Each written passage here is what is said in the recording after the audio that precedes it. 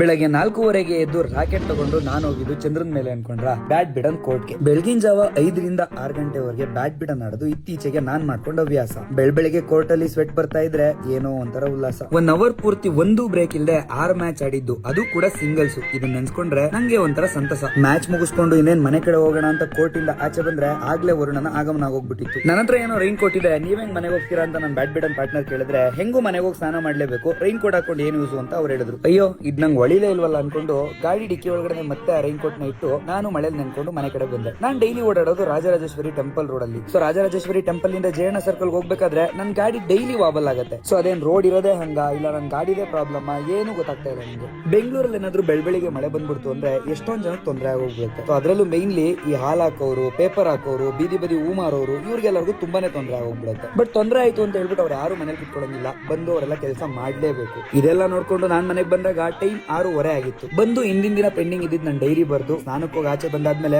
Oats ಮಾಡ್ಕೊಂಡು ತಿಂದೆ. ಸುಮಾರು 2:30 ಹಂಗೆ ನನ್ನ ಫ್ರೆಂಡ್ ಮನೆ ಹತ್ರ ಬಂದ. ಅವ್ನು ಹಿಮಾಲಯನ್ 450 ಚೈನ್ ಸ್ವಲ್ಪ ಲೂಸ್ ಆಗೈತೆ ಅಂತ ಕೆಂಗೇರಿ ಸರ್ವಿಸ್ ಸೆಂಟರ್ ಕರ್ಕೊಂಡು ಹೋದ. ಅಲ್ಲೋಗಿ ಚೈನ್ ಎಲ್ಲ ಟೈಟ್ ಮಾಡಿಸ್ಕೊಂಡು ವಾಪಸ್ ಬಂದಿದ್ದು ನಾವು ಬ್ಯಾಡ್ಮಿಂಟನ್ ಆಡಕ್ಕೆ. ಮತ್ತೆ ಈವ್ನಿಂಗ್ 5 to 6 ಬ್ಯಾಡ್ಮಿಂಟನ್ ಕೋರ್ಟ್ ನ ಬುಕ್ ಮಾಡ್ಕೊಂಡು 5ರಿಂದ 6 1 ಅವರ್ ಪೂರ್ತಿ ಬ್ಯಾಡ್ಮಿಂಟನ್ ಆಡೋರಿಗೆ ಯಾಕೋ ಶಾರ್ಟೇಜ್ ಆಗಿದೆ ಅನಿಸ್ತು. ಸೊ ಅದಕ್ಕೆ 6ರಿಂದ 7 ಮತ್ತೆ 1 ಅವರ್ ಎಕ್ಸ್ಟೆಂಡ್ ಮಾಡ್ಕೊಂಡು 2 ಅವರ್ ಕಂಟಿನ್ಯೂಸ್ ಆಗಿ ಬ್ಯಾಡ್ಮಿಂಟನ್ ಆಡೋದು. ಸೊ ಟೈಮ್ ನೋಡಿದ್ರೆ 7 ಕಾಲ ಆಗೋಗ್ಬಿಟ್ಟಿತ್ತು. ನಾವು ಕಾರ್ಯಸಿದ್ಧಿ ಆಂಜನೇಯನ್ ಟೆಂಪಲ್ ಹೋಗ್ಬೇಕಾಗಿತ್ತು. ಸೊ ಅದಕ್ಕೋಸ್ಕರ ಬೇಗ ಮನೆಗೆ ಬಂದು ಫ್ರೆಶ್ ಅಪ್ ಆಗಿ ಕಾರ್ಯಸಿದ್ಧಿ ಆಂಜನೇಯನ್ ಟೆಂಪಲ್ ಕಡೆ ಹೊರಟು. ಹೋದ್ರೆ ಸಿಕ್ಕಾಪಟ್ಟೆ ಟ್ರಾಫಿಕ್, ಜನ ಅಂತೂ ಸಿಕ್ಕಾಪಟ್ಟೆ ರಶ್ ಇದ್ರು. ಇವತ್ತು ಶನಿವಾರ ಆಗಿರೋದ್ರಿಂದ ಇಷ್ಟೊಂದು ಜನ ರಶ್ ಅವರೇ ಅಂತ ಒಳಗೋಗಿ ಕ್ಯೂನಲ್ಲಿ ನಿಂತ್ಕೊಂಡು ಕಾಯಿ ತಗೊಂಡು ಕಾಯಿನ ಕಟ್ಟಿ ಪೂಜೆ ಎಲ್ಲ ಮಾಡಿಸ್ಕೊಂಡು ಅಲ್ಲಿಂದ ಬಿಟ್ಟು ಮನೆಗೆ ಬಂದು ಮಲ್ಕೊಂಡೆ.